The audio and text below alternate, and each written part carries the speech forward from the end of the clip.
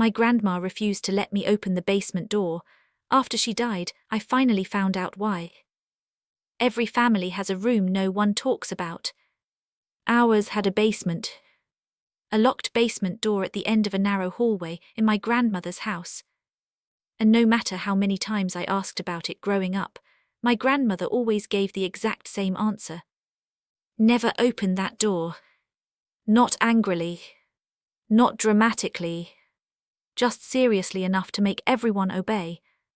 For 24 years nobody questioned it. Until she died. And the moment I finally unlocked that basement door, I discovered a secret so disturbing it changed the way I saw my entire family forever. My name is Rachel Monroe. I am 28 years old and I live in Pennsylvania, USA. And this is the story of how my grandmother spent decades hiding the truth behind a locked basement door, and what I discovered after her death. My grandmother's house sat at the edge of a quiet town surrounded by trees. Old wooden floors. Dusty windows. The smell of old books and coffee always floating through the air. To most people it felt warm. To me, it always felt like it was hiding something. Especially the basement. The basement door sat near the kitchen hallway. Dark wood. Old lock. Always closed. Always. As kids, my cousins and I used to dare each other to touch the handle. But the moment Grandma noticed, her entire expression changed. Not fear exactly. More like panic hidden under control. "Don't touch that door," she would say sharply. Then softer. "Some things are better left closed." That sentence haunted me for years. The older I became, the stranger it all seemed. No one ever went downstairs. No repairs. No storage trips. Nothing. It was like the basement didn't exist. One time when I was 16, I asked my mother directly, "What's in the basement?" She froze for half a second before answering. "Your grandmother has old memories down there." Memories? Who locks memories behind heavy doors? But every time questions got too close, conversations ended quickly. And eventually, like everyone else in the family, I stopped asking, at least out loud. Then my grandmother died unexpectedly during winter, quietly in her sleep. And suddenly, the entire family returned to the old house to organize her belongings. The atmosphere inside the house felt strange after her death. Heavy. Not just grief. Expectation. Like everyone was nervous about something nobody wanted to mention first. And then I noticed something strange. No one went near the basement hallway. Not even accidentally. During dinner the second night I finally asked, "Does anyone actually know what's down there?" The entire table went silent instantly. My uncle looked down. My mother avoided eye contact. And my aunt whispered, "Leave it alone, Rachel." That reaction told me everything. The basement wasn't just my grandmother's secret. The whole family knew something. Maybe not everything, but enough. Later that night, I searched through my grandmother's bedroom carefully. Not for money. Not for inheritance papers. For answers. That's when I found the key. Hidden inside an old sewing box beneath folded letters. Small, rusted, cold. And attached to it was a handwritten note in my grandmother's shaky writing. "Only open when I'm gone." My heart started pounding immediately. Because suddenly this wasn't curiosity anymore. This was permission. Around midnight, while the rest of the family slept, I walked toward the basement hallway alone. The house creaked softly around me, every step sounding louder than normal. The basement door looked different at night. Heavier, like it had been waiting. My hands shook as I inserted the key into the lock. And for a second, I almost stopped.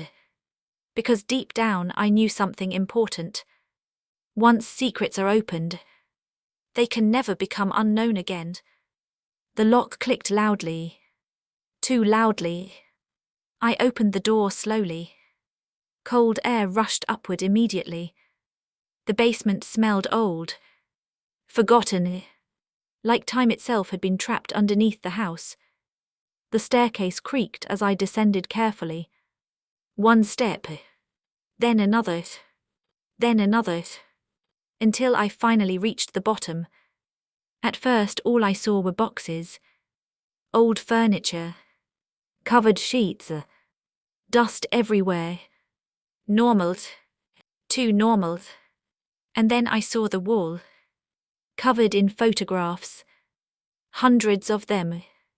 Family photos. Newspaper clippings. Birth certificates. Letters.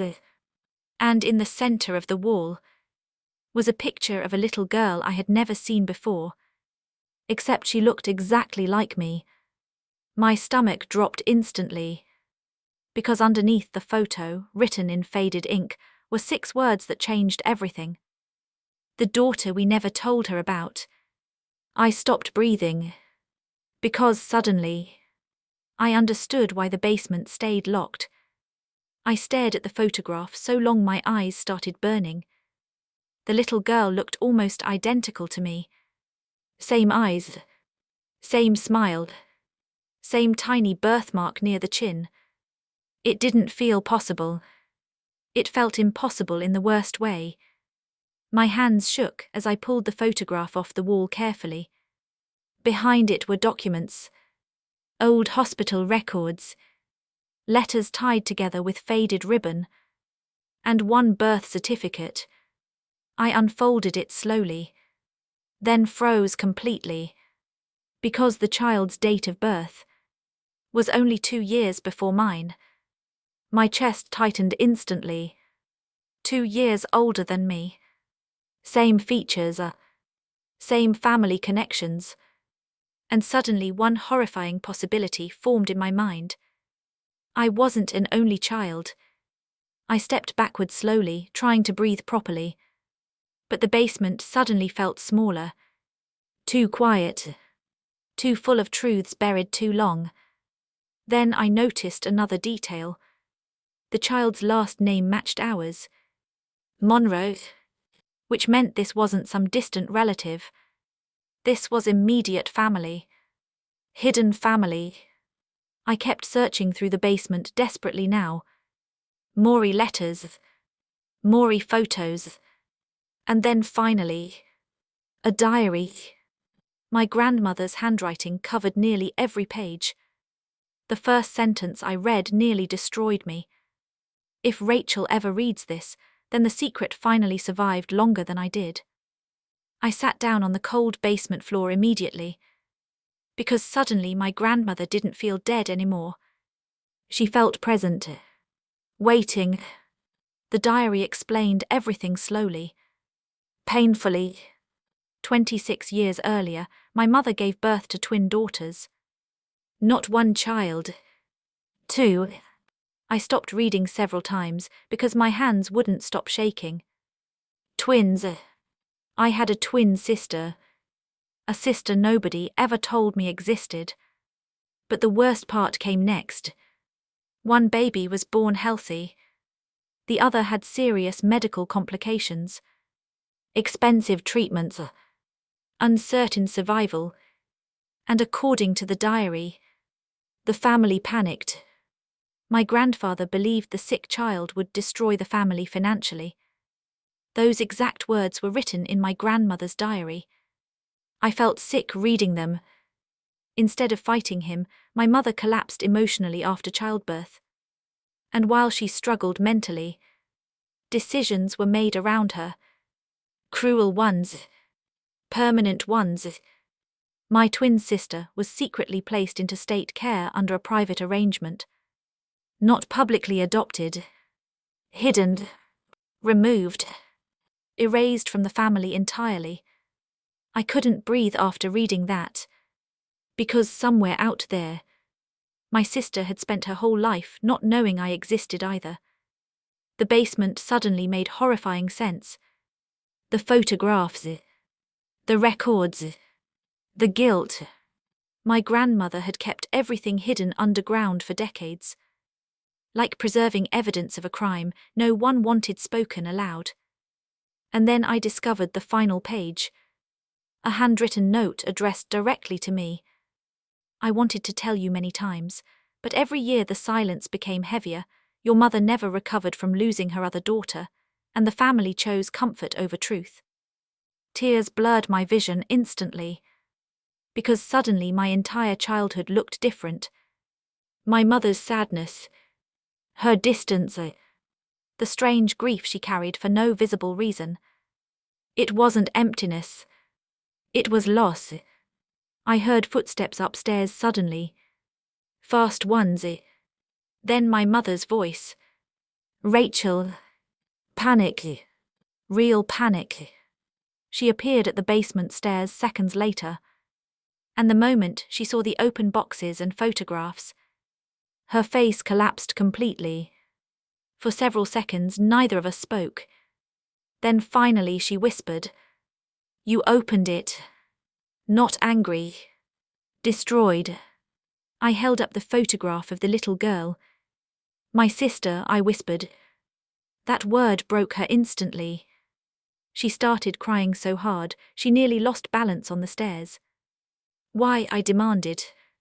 "How could you let this happen?" She covered her mouth, unable to answer properly at first. Because some guilt becomes too large for language. Finally, through tears, she whispered, "I tried to fight them. But that wasn't enough for me. Not anymore." "She's alive?" I asked desperately. My mother nodded slowly. "Yes." That single word changed everything. Because suddenly this wasn't just tragedy from the past. It was unfinished. Over the next few hours, the truth destroyed the family completely. Arguments exploded upstairs. My uncle admitted everyone knew pieces of the secret. My aunt confessed they were told never to mention the second child again. And suddenly I realized something horrifying. I had grown up surrounded by people protecting a lie bigger than my entire identity. But my grandmother, she was the only one who kept proof. Because deep down, she knew the truth deserved to survive, even if she couldn't say it aloud. Weeks later, after searching through old records and legal documents, we finally found her. My sister, living in another state. Alive. Real. The first time we spoke on video call, neither of us knew what to say. We just stared at each other silently. Because looking at someone with your own face, after 28 years apart, does something to the human heart words cannot explain. And my mother, she cried through the entire call. Not because she wanted forgiveness, because she finally saw both daughters alive in the same moment. Months later, I returned to my grandmother's house one last time before it was sold. I stood in front of the basement door quietly, then closed it gently. Not out of fear anymore, but understanding. Because some families bury secrets underground, and some secrets stay buried so long, they become part of the foundation itself. But eventually, truth always finds a way upstairs.